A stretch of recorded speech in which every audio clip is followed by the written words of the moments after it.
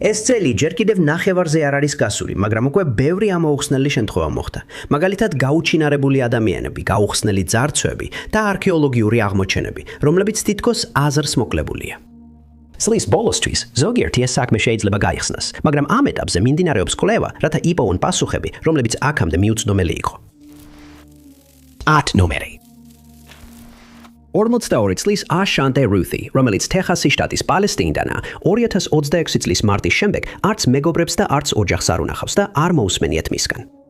მისი საქმე კვლავ ღიაა, მაგრამ დღემდე ძალიან ცოტა მტკიცებულება არსებობს, რაც მიუთითებს რა დაემართა მას. როგორც ხშირად ხდება დაკარგული ადამიანების გამოძიებისას, აშანტე ცხოვრობდა გარემოში, რომელსაც მისი ოჯახი უარყოფითად ახასიათებს. მისი ოჯახი მისი ჯანმრთელობისა და უსაფრთხოების გამო შეშფოთდა, ამიტომ გადაწყვიტეს ჩარეულიყვნენ. 3 მარტს მისი ბიძაშვილი ფორტნიდან პალესტინაში ჩავიდა, სადაც აშანტეს საცხოვრებელი პირობები შეაფასა. მან გააცნობიერა, რომ აშანტე იმ გარემოდან უნდა გაეყვანა და შესთავაზა, რომ ფორტნიში წაეყვანა, რათა დანარჩენ ოჯახს შეხვედროდა.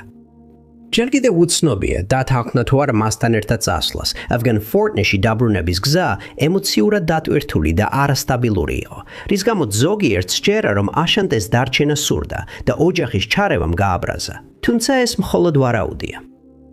მისმა ბიძაშვილმა მოგვიანებით პოლიციას უთხრა, რომ მას შემდეგ რაც აშანტე აიყვანა, ისინი მაკდონალდსის რესტორანში წავიდნენ საჭმელად.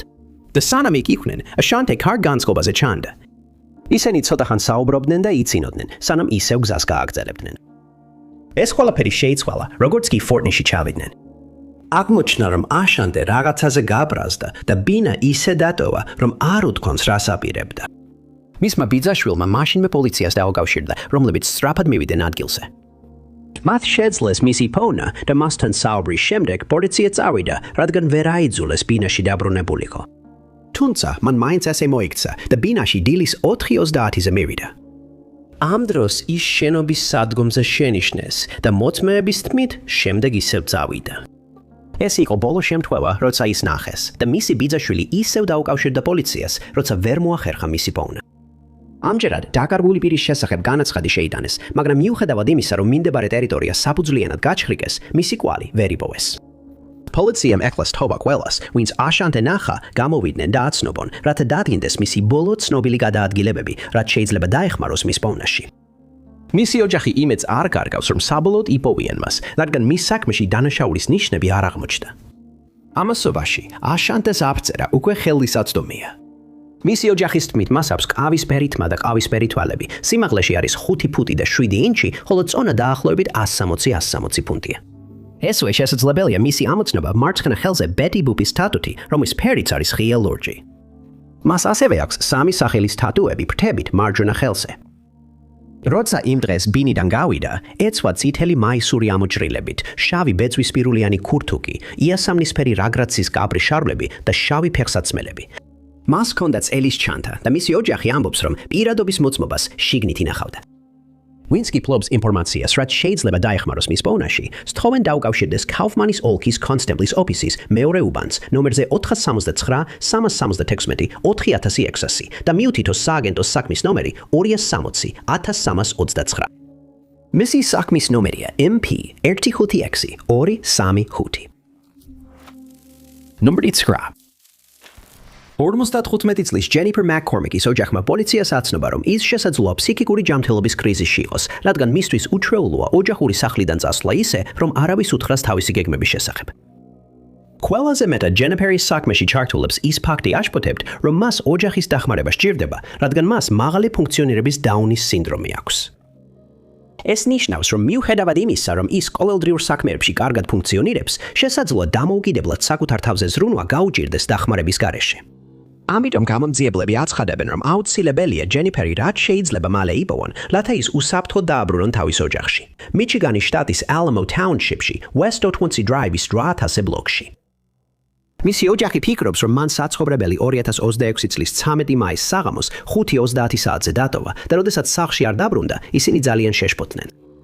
მათ პოლიციას მიმართეს და აუხსნეს, რომ ჯენიფერი მოწყვლადი ადამიანია, რის შემდეგაც გამოძიება დაიწყო. მათ განაცხადეს, რომ შესაძლოა ის განაწმენდა მისი რუტინის ან ჩვევების ცვლილების გამო, რამაც იმ დღეს სახლიდან გასვლა გამოიწვია. მათ ასევე დაამატეს, რომ ოჯახში არ ყოფილა არანაირი პრობლემა, მაგალითად ჩხუბი ან კამათი, რამაც შეიძლება გაინაცგანებინა იქ.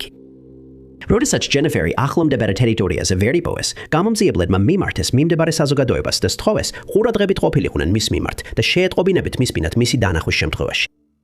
ესევე სთხოვეს შეემოწმონ თავიანთი სათვალთვალო კამერების ჩანაწერები, დამხმარე ნაგებობები, ფარდულები, ეზოები და სხვა ადგილები, სადაც მას შეიძლება თავშესაფრის ძებნა გადაეწყვიტა.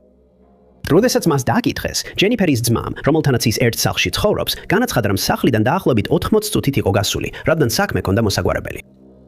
ჯენიფერი სახლში მარტო დარჩა, რაც უჩვეულო არ არის, მაგრამ როდესაც ის დაბრუნდა, ჯენიფერი აღარ იყო.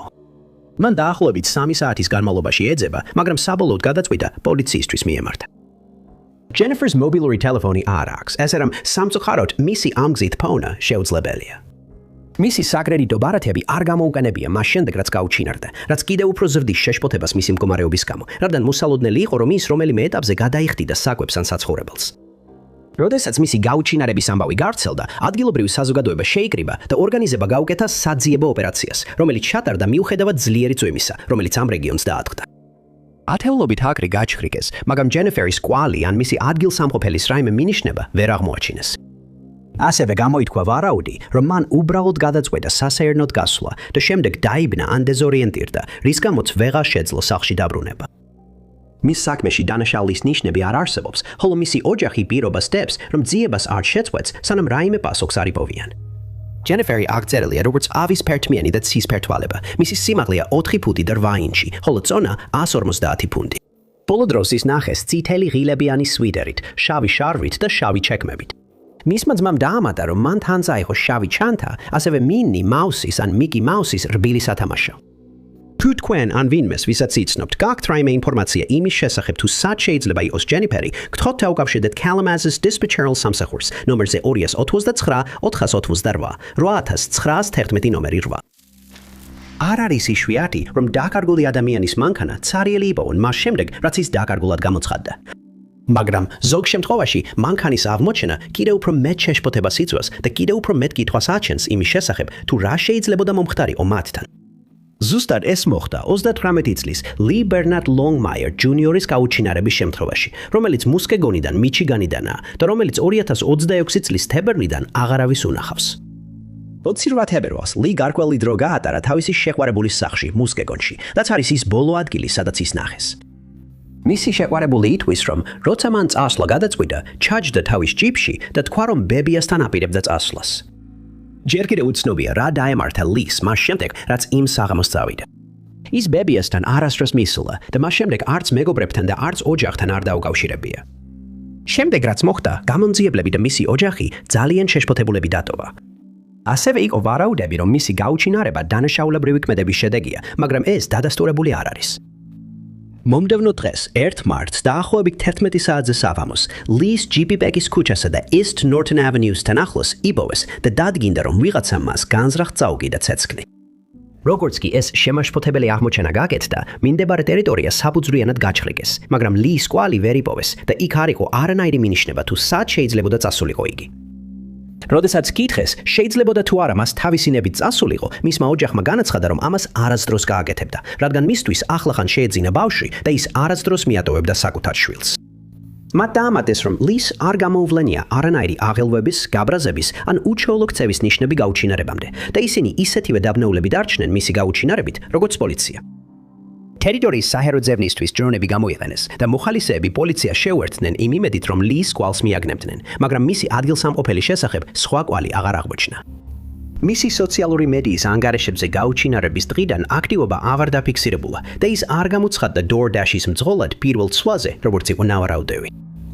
ლის ერთ-ერთმა ბიძაშვილმა დაამატა, რომ ბოლოს რომ ესაუბრა, ის კარგ ხასიათზე იყო, თუმცა დიდხანს ვერ ილაპარაკეს, რადგან მამაშვილის ცეკვაზე იმყოფებოდნენ. ლი არ იყო ცნობილი, რომ რაიმე პრობლემაში ყოფილიყო, რაც კიდევ უფრო გაუგებარს ხდის იმ ფაქტს, რომ მისი მანქანა მიტოვებული და დადამწვარი იპოვეს.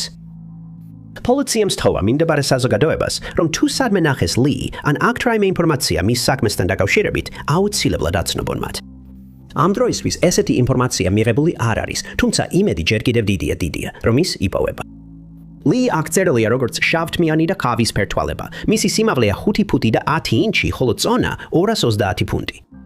როცა იმ დღეს თავისი შეყვარებულის სახლიდან გავიდა, მას ეცვა შავი კაპიუშონიანი სპორტული ბლუზა, თეთრი Nike-ის ფეხსაცმელები და თეთრი მაისური. თუ ვინას დამატებითი ინფორმაცია აქვს, შეუძლია დაუკავშირდეს Norton Shores-ის პოლიციის დეპარტამენტს ნომერზე 2312-69-69 და მიუთითოს საქმის ნომერი NS 26-01-26. ლის საქმის ნომერია MP 15639. ნომერი 7. ყოველ წელს გაუხსნელი ძარცვები მილიონობით დოლარის ღირებულების ფულს, სამკაულებს, ხელოვნების ნიმუშებსა და არტეფაქტებს აკარგვინებს მსოფლიოს. და ძარცვამ, რომელიც მოხდა მაგნანი როკის ფონდის შენობაში, იტალიის ქალაქ პარმაში, გამოიწვია უზარმაზარი დანაკარგები 2026 წლისთვის. ძარცვა განხორციელდა 22 მარტს და ამბობენ, რომ მხოლოდ 3 წუთი გაგრძელდა. ქურდები ღამით შეიჭრნენ სოფლად მდებარე კენცო მუზეუმში და მოახერხეს Pierre Auguste Renoiris, ასევე Paul Cézanne-ისა და Henri Matisse-ის ნამუშევრების წაღება. მუზეუმის თანამშრომლები ამბობენ, რომ ძარცვა როგორც ჩანს, ძალიან პროფესიონალურად და ორგანიზებულად იყო განხორციელებული და დაამატეს, რომ ქურდები კიდევ უფრო ძვირფას ნივთებსაც წაიღებდნენ, რომ არა სამართალდამცველების სწრაფი რეაგირება. ეს ძარცვა მოკლე პერიოდში უკვე მეორე იყო და ის განხორციელდა სულ რამდენიმე თვის შემდეგ ლუვრის მუზეუმის ძარცვისა, რომლის დროსაც $100 მილიონ მეტი ღირებულების სამკაულები იქნა მოპარული. თუმცა იმ საქმეზე რამდენიმე ადამიანი უკვე დააგავეს. ხელისუფლებამ გაამჟღავნა, რომ ძარცველები მაგნანი როკას ვილაში მუზეუმის წინაკარის ძალით გაღებით შევიდნენ. შემდეგ ისინი ავიდნენ პირველ სართულზე, სადაც ფრანგული ხელოვნების გალერეიდან 3 ნახატი მოიპარეს. საბედნიეროდ მუზეუმის უსაფრთხოების სისტემა მაშინ განგაში ატეხა და ძარცველები შეაწყვეტინეს. ამან გამოიწვია ის, რომ მათ დააგდეს მეოთხე ნახატი, რომელსაც სწორედ მაშინ იღებდნენ, სანამ გაქცევას მოახერხებდნენ. ისინი შენობიდან მუზეუმის ბაღში გავიდნენ, რის შემდეგაც ხობეზე გადაძვრნენ. სწორედ იქ დაიკარგა მათი კვალი და ისინი ჯერ კიდევ არ არიან იდენტიფიცირებული. ძარცვის შესახებ ინფორმაცია მაშინვე არ გავრცელებულა, რადგან მუზეუმის თანამშრომლებს ეშინოდათ, რომ ეს გამოძიებაზე გავლენას მოახდენდა და იმედოვნებდნენ, რომ დამნაშავეებს მალე მიაგნებდნენ. მაგრამ ასე არ მოხდა. შემდგომში გაირკვა, რომ დაკარგული 3 ნახატის საერთო ღირებულება დაახლოებით $10.3 მილიონი, რომელთაგან ყველაზე ძვირფასი რენუარის ნამუშევარია, რომლის ღირებულებაც 7 მილიონს შეადგენს და მუზეუმის სასოთარკვეთილია, რომ ეს ნახატები დაბრუნდეს. ამ დანაშაულმა შეშფოთება გამოიწვია მსოფლიოში არსებულ მცირე კერძო მუზეუმებში, რადგან მათ, როგორც წესი, არ აქვთ ისეთი დახვეწილი უსაფრთხოების სისტემები, როგორიც დიდ ინსტიტუტებს აქვთ. ასევე ხშირია, რომ ესეთი ტიპის მუზეუმებში უსაფრთხოების ზომები გაცილებით მკაცრია მთავარი შესასვლელების მიმდებარედ, მაშინ როცა ზედა სართულები ნაკლებად დაცული. ამ ორ ძვირად ღირებულ ძარცვას შედეგად, ზოგმა დიდმა მუზეუმმა დაიწყო ინვესტირება ხელოვნურ ინტელექტზე დაფუძნებულ ვიდეო ანალიტიკაში, რისგანაც იმედოვნებენ, რომ შენობებში ან მათ გარშემო ნებისმიერი საეჭვო ან უჩვეულო ქცევის ამოცნობას შეძლებენ. ამ ძარცვებში კიდევ ერთი ხელშემწყობი ფაქტორია ის, რომ ბოლო რამდენიმე წლის განმავლობაში აუქციონებზე იმპრესიონისტული ნახატების ღირებულება 19%-ზე მეტით გაიზარდა. რის გამოც რისკი უფრო გამართლებულია, რადგან ეს ნამუშევრები შავ ბაზარზე უზარმაზარ თანხად იყიდება. სპეციალური ხელოვნების დანაყოფი იძიებს ამ ძარცვას, მაგრამ ჯერჯერობით დამნაშავეები დაუდგენელია. მეექვსე ნომერი Johnny Den Hamilton, 73 წლის კაცია, რომელიც ლუიზიანას ქალაქ როდესადან უკვე 4 თვეზე მეტია დაკარგულია და მისი საყვარელი ადამიანები სასოწარკვეთილები ელიან მის შესახებ რაიმე ცნობას. იმ დროს ჯონი ცხოვრობდა, როდესაც Church Road-ზე და ჰყავდა წითელი 2001 წლის Chevrolet pick-up-ი, რომლითაც ხშირად ხედავდნენ მას ამ რაიონში მანქანით მოსიარულეს. მისი გაუჩინარების წინა თვეებში მისი ოჯახი უკვე შეშფოთებული იყო მისი ფსიქიკური ჯანმრთელობით, რადგან ფიქრობდნენ, რომ ჯონი შესაძლოა დემენციის საწყის სტადიაში იყო. როდესაც ამ მდგომარეობით დაავადებული ადამიანი უჩინარდება, ძალიან მნიშვნელოვანია, რომ რაც შეიძლება მალე იპოვონ, რადგან ისინი მარტონი არიან სამყაროში და ადვილად შეიძლება ვინმე ბოროტი განზრახვებით ისარგებლოს მათი მდგომარეობით. 2026 წლის 5 იანვარს ჯონის სახლში იყო, რადგან მინიმუმ ერთმა მოწმეამ ის დაახლოებით 12:45 საათზე ნახა იქ. შემდეგ ის დაინახეს, როგორც ჩაჯდა თავის სატვირთოში და წავიდა და მას შემდეგ მას არავისთან ქონია კონტაქტი, ვისაც იცნობს. მან არავის უთხრა რა გეგმები ქონდა იმ დღეს, ამიტომ სამართალდამცველებს არ ქონდათ ზუსტად განსაზღვრული, საიდან დაეწყოთ მისი ძებნა.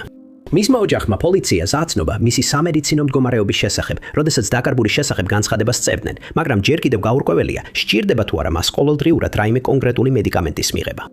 რამდენიმე მოწმე გამოვიდა და განაცხადა, რომ ჯონი მუთხრამად შესაძლოა ტექსარკანაში გამგზავრებას განიხილავდა, სადაც გეგმავდა ლითონის ნარჩენების გაფიდვას, მაგრამ არავინ არის დარწმუნებული, რამდენად სერიოზულად ფიქრობდა ის ამაზე. იმ ფაქტმა, რომ მან გადაწყვიტა სახლიდან მარტო წასულიყო, მისი ახლობლები დააბნია, რადგან ჯონი ჩვეულებრივ მეგობარს თხოვდა, რომ ყველგან წაეყვანა, სადაც კი ჭირდებოდა. ამან გამოიწვია ვარაუდები, რომ იმ დღეს შესაძლოა დაბნეული იყო და სახლიდან გასვლის შემდეგ გზა აერია. თეორია, რომ მან შესაძლოა სცადა ტექსარქანაში წასვლა, კიდევ უფრო გამყარდა 18 თებერვალს, როდესაც მისი პიკაპი მიტოვებული იპოვეს სახლიდან 40 მილში ნიქს კრიკში, ტექსარქანაში. შედეგად, მიმდებარე 25 აკრი ტერიტორია საფუძვლიანად გაჩხრიკეს, მაგრამ არანაირი კვალი არ აღმოაჩინეს და ჯონის ადგილსამყოფელი ვერ დაადგინეს. მისმა ქალიშვილმა, ლასანიამ, ერთ-ერთ მედია საშუალებას უთხრა, რომ თავდაპირველად მან და მისმა ოჯახმა იფიქრეს, თითქოს ის რაღაც საქმის გასაკეთებლად იყო გასული. მათ იცოდნენ, რომ მან მეგობარს დაუკავშირდა, როგორც ყოველთვის, რომ მანქანით წაეყვანა, მაგრამ, როდესაც იმ დღეს მისი სატვირთო მანქანა ისევ არ ჩანდა, ისინი შეშფოთდნენ. მან დაამატა, რომ როდესაც იმ დილით სახლიდან გავიდა, იფიქრა, რომ ჯონი მეგობარს ელოდებოდა, მაგრამ ის წავიდა მანამდე, სანამ მისი მეგობარი მივიდოდა. ის დარწმუნებულია, რომ ვინმემ ამ ტერიტორიაზე ან ტექსარქანას მახლობლად რაღაც დაინახა და მოუწოდებს მათ გამოვიდნენ და თქვანეს, რათა მისი მამის გაუჩინარების გამოძიება წინ წავიდეს. ჯონი აგზერილია როგორც თეთრთმიანი და ავისფერ თვალება. მისი სიმაღლეა 5 ფუტი და 11 ინჩი, ხოლო წონა 180 ფუნტია. ბოლოს, როცა სახლში ნახეს, მას ეცვა ყვითელი პერანგი, ლურჯი ზოლებით და მუქი ფერის შარვალი. ყველას, ვისაც აქვს ინფორმაცია მისი ადგილსამყოფენის შესახებ, ან შეუძლია დამატებითი ინფორმაცია მიაწოდოს ჯონის საქმესთან დაკავშირებით, სთხოვენ დაუკავშირდეს ქადოს ოლქის შერიფის ოფისს შემდეგ ნომერზე 318 584 9034. მისი საქმის ნომერია MP184, MP184 323. Number 5. საუკუნეების განმავლობაში არქეოლოგები ხშირად გაოცებული დარჩენილან თავიანთი აღმოჩენებით, განსაკუთრებით კი უძველესი ცივილიზაციების არსებობისა და მათი ყოველდღიური ცხოვრების წესის შესახებ. ზოგიერთმა მათგანმა ააგო ნაგებობები, რომლებსაც თითქოს არ ჰქონდათ კონკრეტული დანიშნულება. სხვებმა დაამზადეს მორთული კერამიკა და სამკაული მასალებისგან, რომლებიც იმ დროისთვის არარსებულად მიიჩნეოდა. ხოლო სხვები სრულიად გაუჩინარდნენ ყოველგვარი ახსნა განმარტების გარეშე და აღარასოდეს გამოჩენილან. ესეთი ტიპის აღმოჩენები უფრო ხშირად ხდება, ვიდრე შეიძლება გჯეროდეს, როგორც ამას ადასტურებს იერუსალიმში 2026 წელს აღმოჩენილი საიდუმლო გვირაბი. ისრაელის სიძველეთა სამმართველოს არქეოლოგები გათხრებს ატარებდნენ კიბუც რამათ რახელის მახლობლად, როდესაც მათ მიწისქვეშა გვირაბი აღმოაჩინეს, რომელიც 1000-ობით წლის წინანდელია. ამ ტერიტორიაზე ახალი საცხოვრებელი უბნის აშენება იყო დაგეგმილი, რომელიც 480-ზე მეტ სახლს, კომერციულ ობიექტებსა და სკოლებს მოიცავდა. მაგრამ ეს პროექტი შეჩერებულია, სანამ გვირაბს იკლებენ. როგორც კი კვლევა დასრულდება, გვირაბი სავარაუდოდ არქეოლოგიურ პარკად გადაიქცევა ახალ უბანთან ერთად, სადაც ადამიანები შეძლებენ გაეცნონ უძველესი დროის აღმოჩენებს. ამასობაში ხელისუფლებამ გაავრცელა გარკვეული ინფორმაცია ამ უცნაური აღმოჩენის შესახებ. მათ განაცხადეს, რომ გვირაბის სიგრძე დაახლოებით 165 ფუტია, თუმცა სრული სიგრძე ჯერ არ არის გამოვლენილი, რადგან გვირაბის ზოგიერთი ნაწილი ჩამონგრეულია და ნანგრევებისგან ჯერ კიდევ იწმინდება. შესასვლელში ქვის კიბეები იყო ჩაშენებული ქვაში, ხოლო შიგნით აღმოჩენილი იქნა მკვრივი ნიადაგის სქელი ფენა. გვირაბის ზოგიერთი ნაწილი აღწევს 15 ფუტ სიმაღლესა და დაახლოებით 10 ფუტ სიგანეს, რაც შესაძლებელს ხდის ნებისმიერ ადამიანს თავისუფლად გაიაროს მასში დაახრის გარეშე. გვირაბის კედლებზე ჩანს ქვის დამუშავების ტექნიკის კვალი და ცხადია, რომ ამ პროექტის დასრულებას დიდი დრო და უნარი დასჭირდებოდა.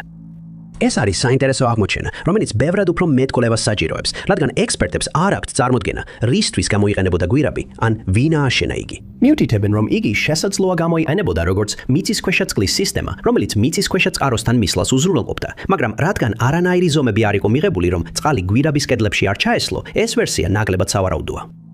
კვლევამ ასევე ვერ აღმოაჩინა რაიმე მიწისქვეშა წყარო ამ ტერიტორიაზე და არ არსებობს მტკიცებულება, რომ წყალი უდესმე მიედინებოდა გვირაბში. შემდეგი ვარაუდი იყო, რომ იგი გამოიყენებოდა სასოფლო სამეურნეო მიზნებისთვის. თუმცა, ექსპერტების უმეტესობამ ეს თეორია უარყო, რადგან მიაჩნიათ, რომ გვირაბი ამ მიზნისთვის ძალიან დიდია და მისი გამოყენება ინდუსტრიულად შეუძლებელი იქნებოდა. ეს მხოლოდ ერთ შესაძლო თეორიას უტოვებს მეცნიერებს. ისინი ფიქრობენ, რომ ვინც ეს გვირაბი გათხარა, შესაძლოა ცდილობდა მიწისქვეშა ცარცის ფენამდე მისვლას, რომელიც შეიძლება სამშენებლო მასალების ან კირის წარმოებისთვის გამოიყენებინათ.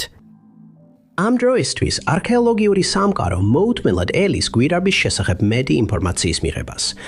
და შემდგომი კვლევებით შესაძლოა საბოლოოდ გავიგოთ, ვინ ააშენა იგი და რისთვის გამოიყენებოდა. ნომერი 4. ხშირად, როდესაც არქეოლოგიური აღმოჩენა ხდება, საუკეთესო მეცნიერებს მხოლოდ ვარაუდი შეუძლიათ იმის შესახებ, რისთვის გამოიყენებოდა ეს ნივთები, ან რას წარმოადგენდა ისინი ათასობით წლის წინ ცხოვრები ადამიანებისთვის. ზუსტად ესე მოხდა შუა ეგვიპტეში გაკეთებული უცნაური აღმოჩენის შემთხვევაშიც და ისტორიკოსები საგონებელში ჩაცვიდნენ. აღმოჩენა გააკეთა ეგვიპტელ დომინიკელმა არქეოლოგთა ჯგუფმა, როდესაც ისინი ალექსანდრიაში პტოლემეების მინერვას ტაძარში გათხრებს ატარებდნენ. როდესაც ისინი ამ ადგილს იკვლევდნენ, გაოცებულნი დარჩნენ, რადგან აღმოაჩინეს 13 მუმია, რომელთაც დაკრძალვისას პირში ოქროს ენები ჩაუდეს. ისინი აღმოაჩინეს კლდეში გამოკვეთილ სამარხებში, რაც ძველ დროში საბერძნეთსა და რომში გავრცელებული პრაქტიკა იყო. როდესაც სამარხები გახსნეს, იმედგაცრუებულნი დარჩნენ, რადგან მუმიები ცუდ მდგომარეობაში იყო, მაგრამ ვერასდროს წარმოიდგენდნენ, რომ თითოეულ მათგანს პირში ჩაედო ოქროს ენა, რომელიც აშკარად გარკვეული მიზნით იყო მოთავსებული. უნდა აღინიშნოს, რომ ეს მუმიები აღმოაჩინეს კიდევ 39 მუმიასთან ერთად, რომელთაგან არც ერთს არ ჰქონდა ოქროს ენა. ნაშთები თარიღდება დაახლოებით 2000 წლის წინანდელი პერიოდით და მკვლევარები მადლიერები იყვნენ, რომ ძარცველებს სამარხების შესახებ არ გაეგოთ, რადგან ოქროს ენები დიდი ალბათობით მოპარული, გადადნობილი და გაყიდული იქნებოდა. თუ ეს მოხდებოდა, ჩვენ საერთოდ ვერასდროს გავიგებდით ენების შესახებ და არანაირი კვლევა არ ჩატარდებოდა იმის გასარკვევად, თუ რატომ იყო ეს უჩვეულო პრაქტიკა ჩვეულებრივი ათასობით წლის წინ. ყველაზე სავარაუდო ახსნა ამისთვის ის არის, რომ ძველი ეგვიპტელები ფიქრობდნენ, რომ გარდაცვლილის ენაზე ოქროს ამულეტის დადება გარდაცვლილს ოსირისთან საუბრის საშუალებას მისცემდა, ქვესკმელის ღმერთს და ყველას მსაჯულს, ვინც იქ მოხვდებოდა. ენები ძალიან საინტერესო იყო, მაგრამ ადგილზე კიდევ რამდენიმე სხვა არტეფაქტიც აღმოაჩინეს. საფლავებიდან ამოვებულ ნივთებს შორის იყო რიტუალური ტექსტები, ხელოვნების ნიმუშები, წარწერები, სკარაბეები, ამულეტები, ქილები და სხვა ოქროს ნივთები, მაგალითად ოქროს ფრჩხილიბოს ფრჩხილები. ასევე აღმოაჩინეს 4 სარკოფაგი, რომლებიც ყველა მთლიანად იყო შემონახული და კირქვისგან იყო დამზადებული. მიჩნეულია, რომ შემდგომი კვლევით ეს ნივთები პტოლემეების ეპოქის რელიგიურ პრაქტიკებს დაუკავშირდება. კვლევარები არა მხოლოდ აღფრთოვანებულნი იყვნენ ასეთი იშვიათი აღმოჩენით, არამედ დაამატეს, რომ თანამედროვე ეპოქაში სამარხში ოქროს პოვნა სულ უფრო ნაკლებად სავარაუდოა. ეს იმიტომ ხდება, რომ სამარხების მძარცველები, როგორც წესი, პირველები პოულობენ ასეთ ადგილებს და შემდეგ იღებენ ყველაფერს, რასაც ფიქრობენ, რომ გაპიდიან და მოგებას მიიღებენ. ბევრი მნიშვნელოვანი აღმოჩენა, რომელიც უფრო მეც გვასწავლიდა ძველი ეგვიპტელების შესახებ, ამ პრაქტიკის გამო დაიკარგა, რაც ამ ოქროს ენების აღმოჩენას კიდევ უფრო მნიშვნელოვნად ხდის. ზოგიერთი ნამუშევარი, რომელიც სამარხებთან ერთად აღმოაჩინეს, ასახავს მთელ ოჯახებს ეგვიპტური ღმერთების თანდასწრებით. sis ქალღმერთი ნუთი გამოსახულია კამერის ჯერზე ვარსკვლავებთან და ნავებთან ერთად, რომლებშიც რამდენიმე სხვა ღმერთია. რაც შეეხება იმას, ვინ იყვნენ ამ სამარხში მყოფი ადამიანები, ექსპერტებს მხოლოდ ვარაუდის გამოთქმა შეუძლიათ. შესაძლოა ისინი, ვისაც ოქროს ენები ჰქონდათ დამატებული, იმ დროს საზოგადოებაში უფრო გამორჩეულები იყვნენ, მაგრამ ეს მხოლოდ ვარაუდია. ეს ადგილი კიდევ გარკვეული დროის განმავლობაში იქნება შესწავლის ობიექტი, იმ იმედით, რომ მეცნიერები მეც გაიგებენ ამ საზოგადოების, მათი დაკრძალვის წესებისა და რელიგიური პრაქტიკების შესახებ. მაგრამ ამ ეტაპზე ეს მაინც საიდუმლოებით მოცული ადგილია, რომელიც უფრო მეტ კითხვას აჩენს, ვიდრე პასუხს. ნომერ 3. სოფლიოს ბევრ ოჯახს საყვარელი ადამიანები რელიგიურ სექტებში დაუკარგავს და 2016 წელს გერმანელი ქალის ლიზა ვაისის ოჯახმა დაიწყო ფიქრი, რომ სწორედ ეს დაემართა მას, რაც ახსნიდა იმას თუ რატომ არ უნახავთ და არ სმენიათ მისგან 7 წლის განმავლობაში. 2019 წელს, როცა ლიზა ვაისი 30 წლის იყო, ის ინდოეთის კერალაში გაემგზავრა მოგზაურობაში, საიდანაც აღარ დაბრუნებულა. იმ დროს ის უკვე ესწრებოდა შეხვედრებს, რომელსაც ატარებდა მშვიდობისა და სინათლის ახმადის რელიგია. ეს არის სექტა, რომლის მთავარი ოფისი მდებარეობს ინგლისის ქალაქ კრუისში, შენობაში, რომელიც ადრე ბავშვთა სახლი იყო. როცა მისი ოჯახი დაკარგულად გამოაცხადა, ლიზა ამ ჯგუფის წევრად დაასახელეს და მას შემდეგ სექტა გერმანიის ეროვნულმა პოლიციამ დაკვირვების ქვეშ აიყვანა და დაიწყო გამოძიება, რომელსაც ოპერაცია დეგერი ეწოდა. სახელი უკავშირდება ირლანდიელ ადამიანს, რომელმაც ჯგუფის წინააღმდეგ ბრალდებები წამოაყენა, თუმცა დეტალები საჯაროდ არ გახმაურებულა. მაგრამ ოპერაციის მიმდინარეობისას სექტის შიგნით მყოფი პირები გახდნენ სამიზნე, თუმცა გამოძიების დეტალები უცნობია. როდესაც სექტას დაუკავშირდნენ და ლიზას გაუჩინარების შესახებ კითხეს, მისმა წევრებმა განაცხადეს, რომ ამასთან დაკავშირებით ინფორმაცია არ ჰქონდათ, თუმცა არასდროს უთქვამთ პირდაპირ, რომ ის მათთან არ იყო. ისინი მხოლოდ მის გაუჩინარებაზე საუბრობდნენ, რაც მათი თვალსაზრისით არასდროს მომხდარა, რადგან სჯერათ, რომ ის იქ არის, სადაც უნდა იყოს. ზოგიერთი წევრი უარს ამბობს თანამშრომლობაზე ხელისუფლებასთან, რაც დამახასიათებელია ისეთი ჯგუფებისთვის, როგორიცაა კულტები, რომლებიც ყველაფერს აკეთებენ იმისთვის, რომ ჯგუფის საქმიანობა არ გახდეს ცნობილი საზოგადოებისა და ხელისუფლებისთვის. 2026 წელს ჯგუფის შტაბ-ბინა კრუისში პოლიციამ დაარბია. როდესაც ლიზას ყოფილი ქმარი აბდელრაჰმან ჰაშემი ამის შესახებ გაიგო, მას იმედი გაუჩნდა, რომ ბოლოს და ბოლოს მიიღებდა ინფორმაციას იმის შესახებ, რა დაემართა მას და შეძლებდა მის ორ შვილს ეთქვა, იყო თუ არა ის უსაფრთხოდ. მან პოლიციას უთხრა, რომ მისი შვილები ბოლოს მასთან მაშინ კონტაქტში იყვნენ, როცა მან ინდოეთში სასტუმროს ნომრიდან ელფოსტა გაუგზავნა, სადაც წერდა, რომ ძალიან უყვარს ისინი და დაამატა, რომ ისინი მისი საუკეთესო მეგობრები და საყვარელი ადამიანები არიან მთელ მსოფლიოში. ორი დღის შემდეგ, რაც ეს ელფოსტა გაიგზავნა, მასთან კონტაქტი შეუძლებელი გახდა და მას შემდეგ ის არც ერთ ოჯახის წევრთან აღარ დაკავშირებია. რეიდის დროს შტაბ-ბინაში 12 ადამიანი დააკავეს. ზოგიერთს ადამიანებით ვაჭრობისა და იძულებითი ქორწინების ბრალდებები წაუყენეს, სხვებს კი თანამედროვე მონობისა და კიდევ უფრო მძიმე დანაშაულების.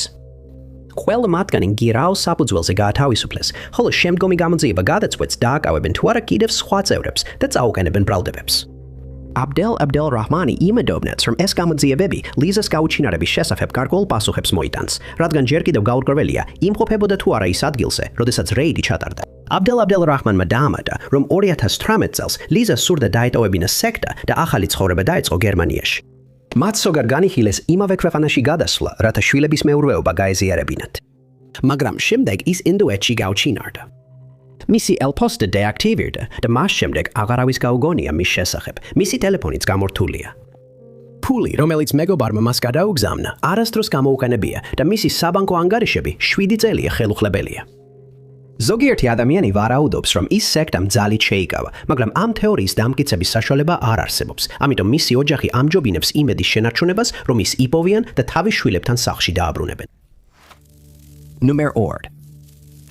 ბოლო 1 წლის განმავლობაში უცხო პლანეტელების არსებობის შესახებ საუბრები ჩვეულებრივ მოვლენად იქცა. აშშ-ის მთავრობის, მათ შორის პრეზიდენტ დონალდ ტრამპის მიერ გაკეთებული გარკვეული განცხადებების წყალობით.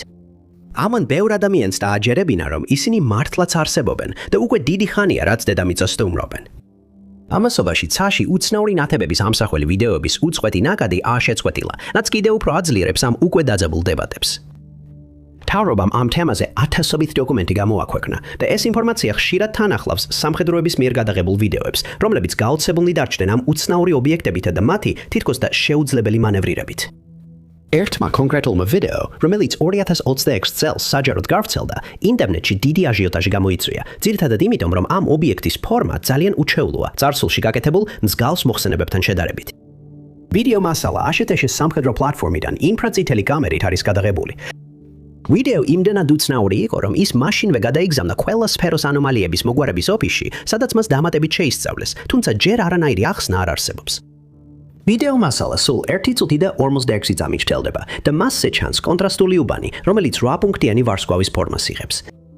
კამერის ოპერატორმა ყველაფერი გააკეთა, რომ ობიექტი კადრში და ფოკუსში შეენარჩუნებინა და შეძლო დაენახა, რომ ობიექტი მოძრაობისას უკან კვალს ტოვებდა. ზოგიერთი ადამიანი ვარაუდობს, რომ ეს არის ძრავის სისტემის მიერ წარმოქმნილი სითბო, რომელიც ინფრაწითელ კამერაზე ჩანს. მაგრამ იმის გამო, რომ ვიდეო მასალაზე ძალიან ცოტა ინფორმაცია იყო მოცემული, ეს მხოლოდ თეორიად რჩება. ვიდეო მასალას თან ახლდა შენიშვნა, სადაც ეწერა, რომ ის მხოლოდ საინფორმაციო მიზნებისთვის იყო განკუთვნილი და რომ ვიდეოს ნახვისას არავინ უნდა ავიქვას აღწერის რომელიმე ნაწილი, როგორც ანალიტიკური შეფასება, საგამოძიებო დასკვნა ან ფაქტობრივი დადგენილება. რაც შეეხება იმას, თუ რა შეიძლება იყოს ეს ობიექტი, დებატები კვლავ გრძელდება. ყველაზე აშკარა და გავრცელებული ვარაუდია, რომ ეს უცხოპლანეტელთა ხომალდია, რომელიც კამერაზე მოხდა მიუხედავად მისი უჩვეულო ფორმისა, რაც ამ ტიპის დანახვებისთვის დამახასიათებელი არ არის. სხვები ფიქრობენ, რომ ეს შეიძლება ბევრად უფრო ჩვეულებრივი რამ იყოს, მაგრამ ჯერ არავის შეძლებია საბოლოოდ დაადგინოს, რა იყო ეს, ან რას აკეთებდა მაშინ, როცა სამხედროებმა შენიშნეს. ნომერი 1.